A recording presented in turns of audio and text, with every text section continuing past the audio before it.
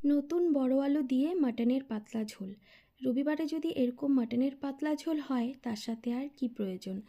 খেতে দারুণ লাগে গরম ভাতে মাটনের ঝোল। বাহ, বাঙালির একটা দুর্দান্ত খাবার।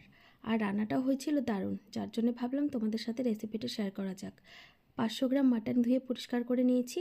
আর এখানে কাঁচা লঙ্কা, আদা, রসুন বাটা দিয়ে তার সাথে 2 চামচ টক দই দিয়ে আর 1.5 টেবিল স্পুন দিয়েছি সর্ষের তেল। ভালো করে ম্যারিনেট করে 30 মিনিট রেখে দিয়েছিলাম।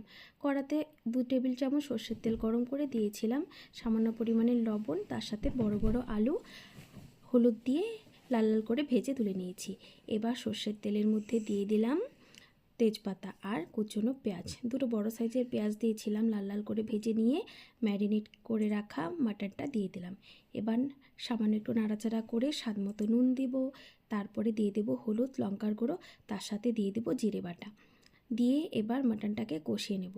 5 মিনিট নাড়াচাড়া করার পরে ঢাকা চাপা দিয়ে মিডিয়াম টু লো ফ্লেমে মাটনটাকে কষাতে থাকবো। এর মধ্যে আর কোনো রকম জল দেব না, কারণ মাটনটা রান্না করব প্রেশার কুকারে।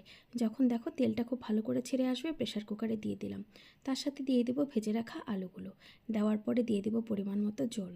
যেহেতু একটু ঝোল হবে, তার মানে জলের পরিমাণটা কিন্তু বুঝে দিতে হবে। তো নাড়াচাড়া করে প্রেশারে 5টা সিটি লাগিয়ে নেব।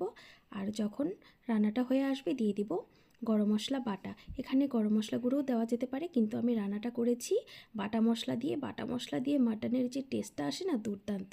তো রবিবারের দুপুরে গরম গরম ভাতের সাথে মাটনের ঝোল পরিবেশন করে দেখো, দারুণ লাগবে।